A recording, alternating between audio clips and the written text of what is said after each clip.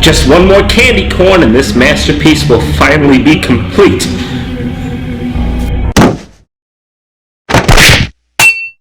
Sometimes I have to reason with myself that I am not that good, but I know, deep down, that I am that good.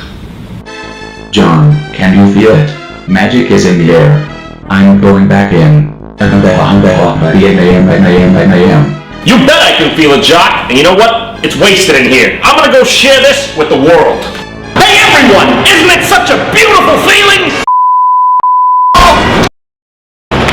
Alright, well, while the outside world may not be so keen on enjoying the spirit of the season, I can always enjoy Halloween from my own living room. And hey, even better with the company of a time-weathered friend. You can count me in. Okay, 1. What even? I counted you in. Go to hell. Goosebumps! Who could forget these classics? These are just the thing to get my spooky nostalgia senses tingling. Easy reads for tough-as-nails kids. Yeah, they may look silly on the outside, but let me tell you, what awaits you within the pages of these books is not for the faint of heart. This stuff was scary for a kid. I mean, who could forget such classics like The Haunted School, The Headless Ghost, You Can't Scare Me, Why I'm Afraid of Bees, that's less obvious, isn't it? Piano Lessons Can Be Murder, The Beast from the East. We talking like Asia or like Philadelphia? What are we going for here? Girl Who Cried Monster. Oh shit, I actually remember this one. This one scared me. And my personal favorite Halloween-tinged epic, Attack of the Jack-o'-lanterns. I'm so solid. But hey, that's not all. Who could forget the Goosebumps TV show? Yeah, Goosebumps along with Are You Afraid of the Dark were the two scariest shows for a kid growing up in the 90s. A Tales from the Crypt for kiddies. I can't do that, ow. I can't wait, Jock. I just can't wait. I know it's gonna bring me right back. It's gotta be as good as I remember.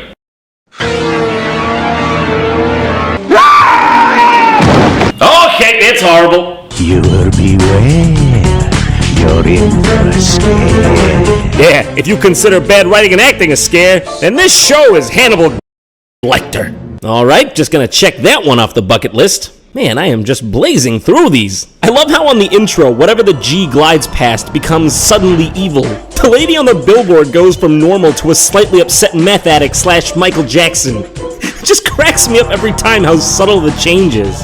Honestly, a lot of episodes of Goosebumps are downright entertaining and a pretty good representation of the books. I mean, who can forget the first time they watched Haunted Mask?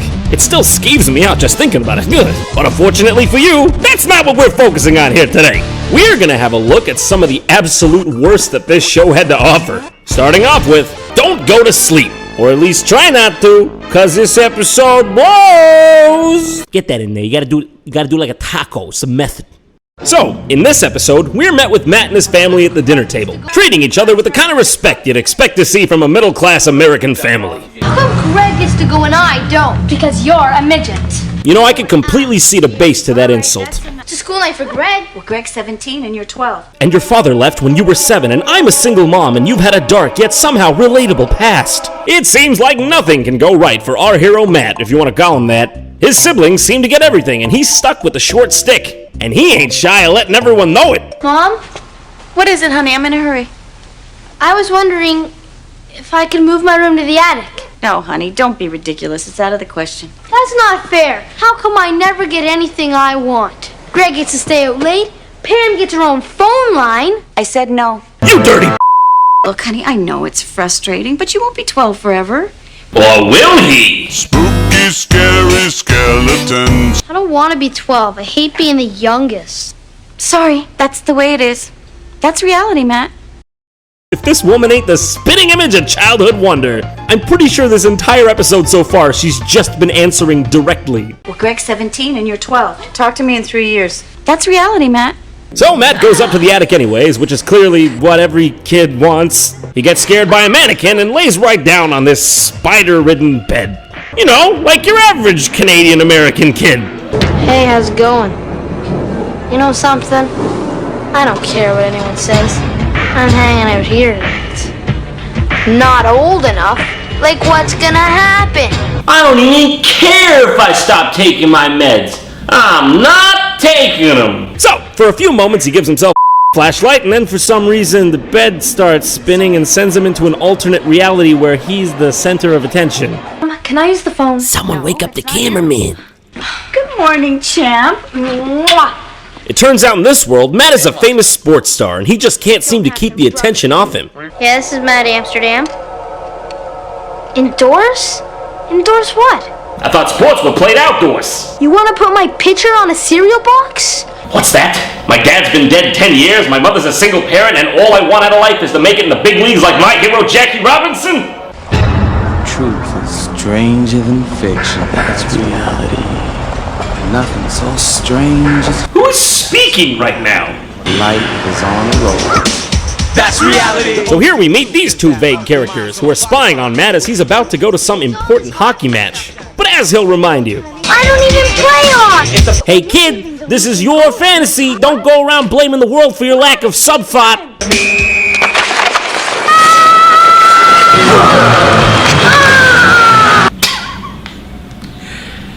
Could we please give that one more time? That's magnificent. It sounds like my old 1992 IBM computer starting up. So this is where things really start to get amazing. We got hockey coach man over here just making a scene for everyone to enjoy. Come on, what's going on? Let's get some heads-up hockey. That guy out there, I'll tell you something. $10 million and all of it inside the game. I see you guys out there, you'll be sent down to the minors. Hey, get up! Get up! Guys, look at this guy. Look at him. $10 million. Get going out there. Don't be like that guy. Looks like a little kid out there. Oh! I feel like they gave this guy specific lines, but he just said fuck it and did whatever he wanted, and they're all like, it's lunch break, I don't care, just leave it. So after a while of Matt getting the shit kicked out of him,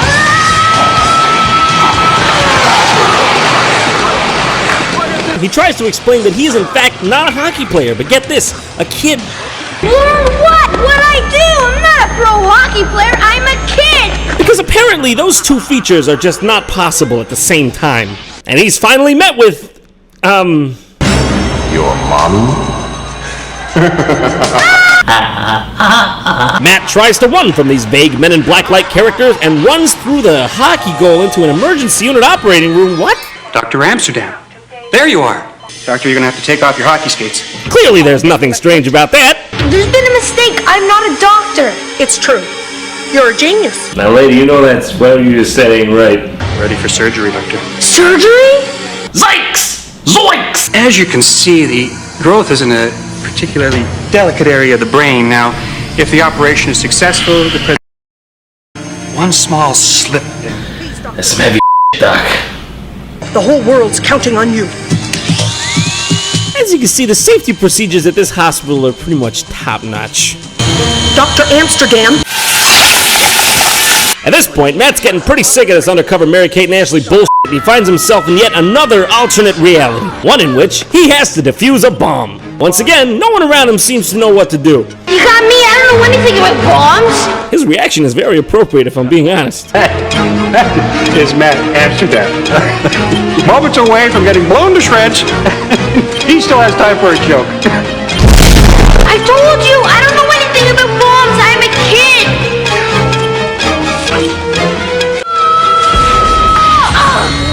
So then he's at a wedding? His wedding? Oh, this is making a whole lot of sense. Finally, he finds himself in some sort of extra-physical court, where these two guys at last reveal themselves as the reality police. Where am I? He wants to know where he is. Is that a funny question? Because at this point, I'm pretty sure that's about a reasonable question. I'll tell you where you are. You're in trouble. Alright, let's just stop for a minute and try to reason this out. Alright, so I'm here, and here also happens to be, let's call it trouble. Alright, so just run a few schematics on that, and yeah, it's looking pretty good. Just In trouble is not a location! Will the defendant please rise? If the judge backs up a bit. You, Matthew Joseph Amsterdam, are charged with crimes against reality. How do you plead? Well, not guilty. Flaws. Man, this is a case even Johnny Cochran couldn't touch. I'll be the judge of that. Okay, for curiosity's sake, Of what crime is this innocent kid suspected? You weren't happy being the youngest in your family. You didn't accept the way things were. Roll the videotape. Reality. Who needs it? I hate reality. Okay, let me get this straight. This kid's crime is wanting to fight the system even when it might be wrong? As you know, accepting the status quo is paramount in this country. How do you think we keep special interest groups lobbying so efficiently? Guilty! Guilty? Man, we get it. You don't gotta be about it. So Matt goes home and never questions anything ever again. Happily ever after. Oh, except for the part where they still decide to with him for the rest of his life. The fun's just beginning. So there you have it, folks. The moral of this story is, never think, or else the secret police might catch you and kill you no matter what. It's good for the kids if it's good for the adults. I hate to stop the fun now, but this episode was just too big for one segment. We still have 2 more books to cover, so don't go too far. And don't worry, part 2 will be out faster than you can say. Is someone in my bathroom? Is that someone in my bathroom? I can see an outline, but I'm not sure.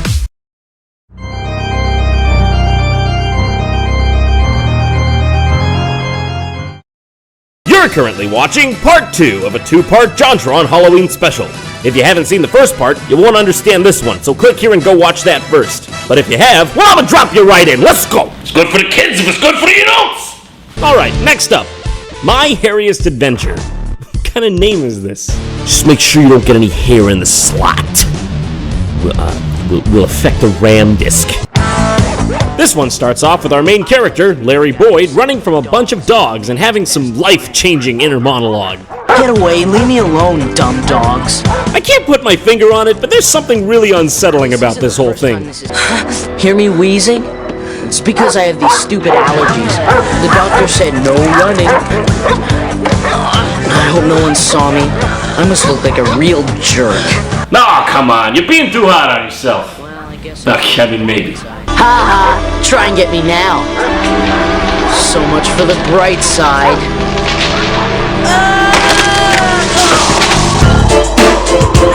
I really do wish it ended there.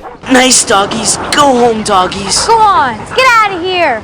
That's Lily, my best friend. She's pretty cool, for a girl. Hold on! What is that supposed to mean? That's not in the book! The mention of Lily in the introduction is that she's small and cute, not about how she's cool for a girl. The best part about this is that an adult wrote this script. That kid had nothing to do with this. When the cameras cut, he was probably like, are you sure we should say that? Hey Larry, you're pretty cool for a girl too. Wait, what's that supposed to mean, John? I wish I knew what's up with those dogs. I don't know, Larry. Maybe they smell your fear. I would know since I got mauled by them. Gee, thanks. Like I needed to hear that. Oh, Larry, you're just you're a. So Larry goes off to roll his eyes some more with the shitty garage band, and this kid is the best thing ever. They find some tanning lotion, and Larry is just really happy about that. It's mine. Cool, we'll all be bronze gods for the audition. We can say we played a concert in Hawaii. Ah! My skin! Look! My skin! My God! The actors in this episode have an uncanny ability to make their voice and face look as disconnected as possible. So next, Larry goes home and expositions the shit out of his cat. Boy, Jasper, I think it was that instant tan that made me feel sick. But I can't tell Mom and Dad. They'd kill me if they knew I was using some old stuff I found in... He then stumbles upon the discovery that he's growing excess hair where he applied the tanning lotion. So then he goes to the bathroom to remove it and just watch.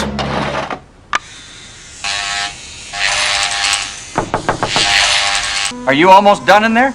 Almost. Well, could you just hand me out my razor? Can a guy get some privacy? That's humming! That's like the joke voice people do when they're trying to pretend to act natural. NYPD, open up! Can a guy get some privacy? So after all that, Larry catches up with Lily and talks to her about his strange experience the night prior. Did you notice anything last night? Where you rubbed that instant tan on? I mean, like, involving hair? I don't like where this is going. I mean hair, you know, like where you don't expect to see it. Stop! Are you growing some unexpected hair? No, are you? No, are you? Stop! No, I just thought maybe you... I what? Growing hair in weird places. FBI should be knocking on his door any minute now. Hairy Larry. Hair on his head, hair on his mind. Okay, so after that painfully horrifying conversation happens, they go to see their friend, who isn't even home in fact. So they decide to go up to his room to do some investigating. Wonder if his clothes are still here. Is that really relevant at all? And I know... Oh, it's relevant. So this creepy realtor guy tells them that Manny has moved out and is unnecessarily creepy for no reason at all. So at this point in the story, Larry's basically just going from place to place trying to hide his hair from people and being embarrassed. Whoa! And you can't piss on hospitality. I won't allow it! Where's the bathroom? Oh. Are you okay, Larry? I decided I better get out of here. Any way I could. Be right there. What's for dessert? Dessert? Was that lame or what? No, nah, it's a pretty normal thing to say, honestly. So he escapes homeward through some dogs and... I had to check and see if there was hair growing anywhere else. No! None on my chest. Please, Larry, you don't understand. None on my back. You don't know what you're doing here. And now... my...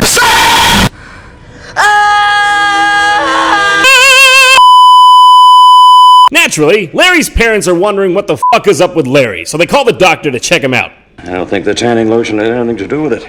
Really? That's unlikely. Oh, it's probably some sort of skin irritation. Yes, Larry has a band audition coming up. Yes, that's probably it. Now where did I put that MD? Eventually, Larry starts connecting the dots and comes to the conclusion that the kids' disappearances are linked to them turning into dogs. And he goes around town talking to a bunch of stock vague adults, my favorite kind of them. Listen to what I'm telling you. There is no Lily. Yes, there is though. Forget about her. Well, that's going to be difficult. But the great must always fall. He gets fed up with his lack of detective skills and makes it known. How about some roast beef? I don't want food, I want answers! Larry, you're hard to love, but you're harder to hate. What were my mom and dad hiding? Could Lily really be a dog? Mom! Dad! You think I'm gonna keep going after that? Can't do that. And yes, he was a dog, and so was everyone else. They were dogs. Moral of the story is real good on this one. It's don't be unlucky and be a dog. That's a good one. All right, this is Halloween after all, and after all, Halloween is scary. So it's time to take a look at the final chapter of our little Goosebumps saga. You thought those last two were bad? Honey, those were Citizen Kane and Casablanca in relation to this butchering of an R.L. Stine classic. Last, but certainly not best, Ghost Beach. Well, third one's already waiting to go. I just gotta put it right in there and we'll get it right started. Oh my, not again! Get out of here! This tale is about two inner city kids, brother and sister Jerry and Terry, who are visiting their relatives on the beach. The Ghost Beach! Oh man, you and your dumb hobbies. Yeah, you for being interested in things, you stupid.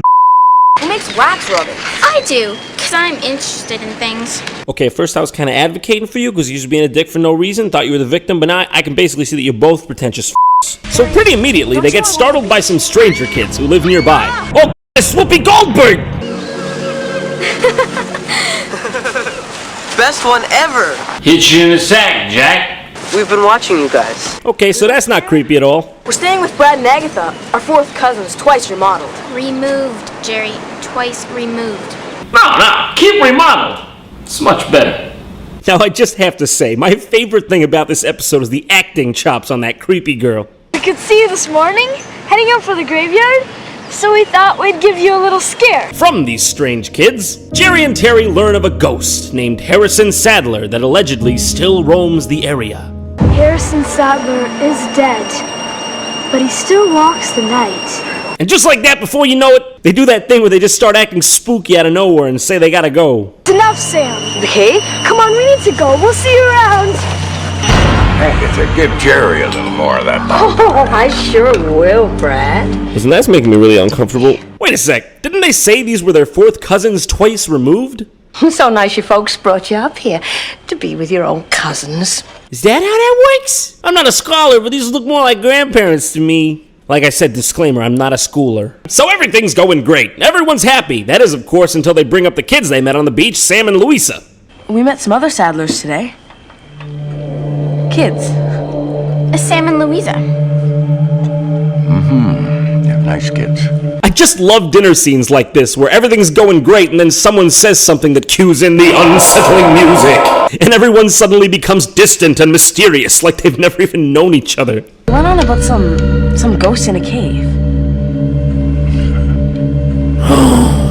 Well, I got some reading to do. Oh, I'll help. Excuse me, you'll help? Jacques, quick! I need your help reading this, or I won't be able to do it in time. I want to find out where in this classic book series R.L. Stine said he wanted the show to be written by a bunch of chimpanzees.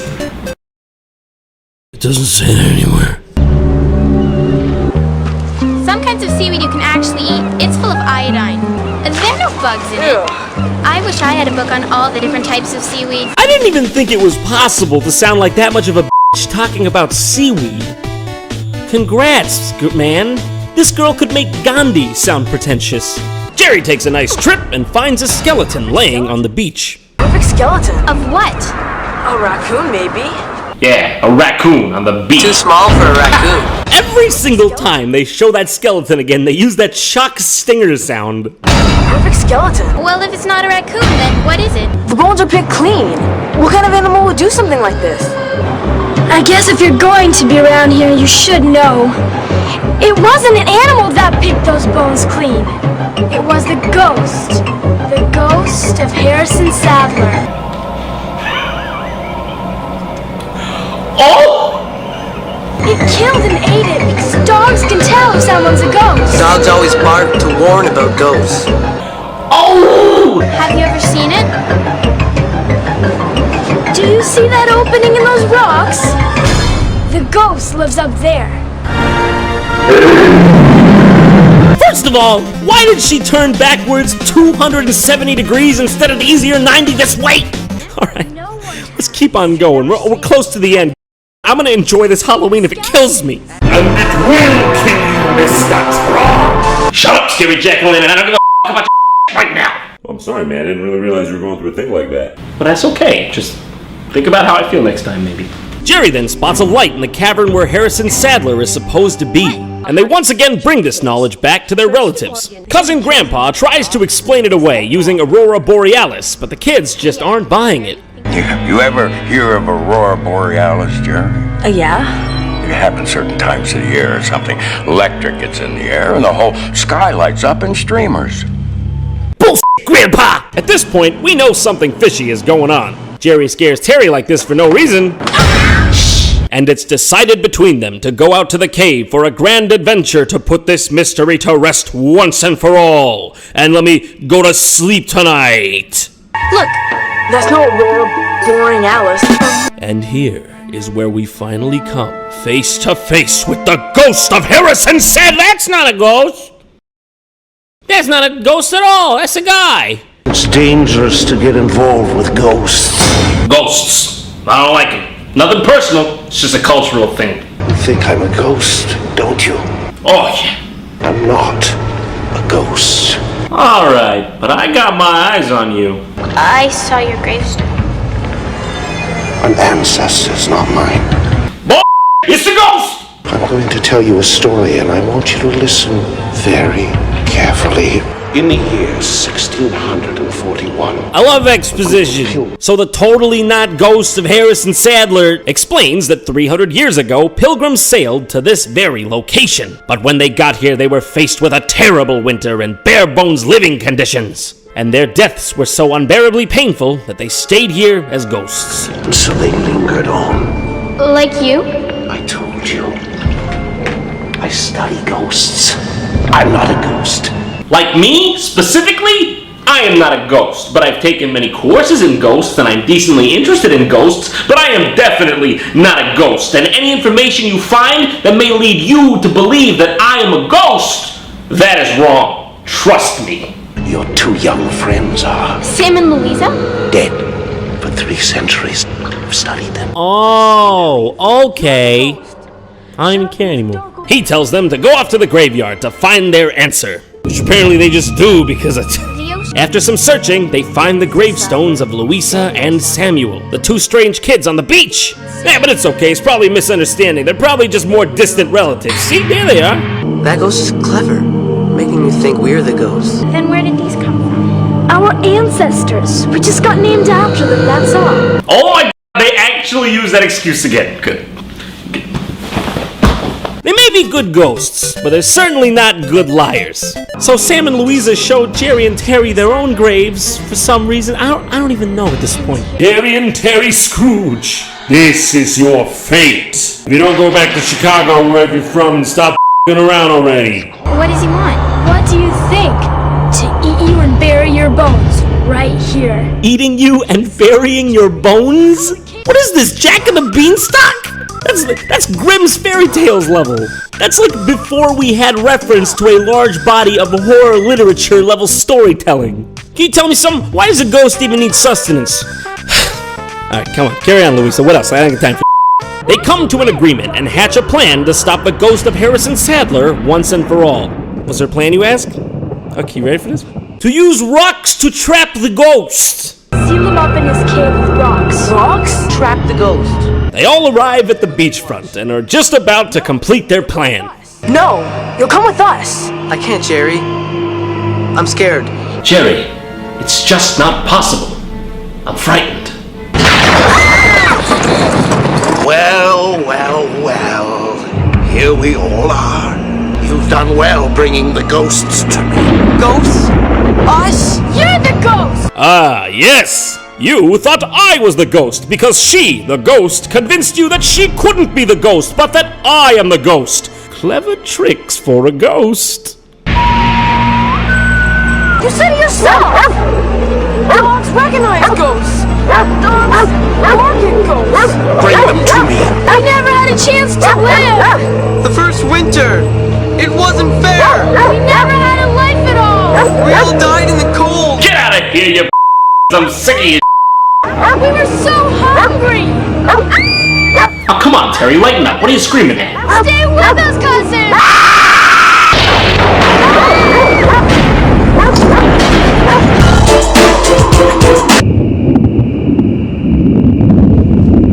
Jerry, next time you see me sleeping, don't wake me up. I'm gonna go ahead and give you 2 seconds to figure out the twist. Have a guess. Yep. The old people were the ghosts, and they eat dogs. Maybe they could have saved us some time and gone back and eaten Larry Boyd for us. And I can't think of anything relevant to say about the first one. That was a long time ago, you know what I'm saying? Also, I guess all the other people were ghosts too. That or they all just died a horrible death back there. I guess that would mean if they weren't ghosts before, they are now. Everyone's ghosts. I'm ghosts. You're ghosts. She's ghosts. Honestly, this show might be some of the cheesiest schlock this side of the planet, but I'll never forget the spirit of the original books, which are honestly still pretty gripping today despite the simplicity. I suppose that's what you call good writing. So kick back, watch the leaves change, and enjoy the month of October, folks. It only comes once a year. Happy Halloween. You can't drink that? It's gonna be like the scene in AI where Haley Joel Osment eats the spinach because his older brother is taunting him, and also because you're a virgin, will die of alcohol poisoning.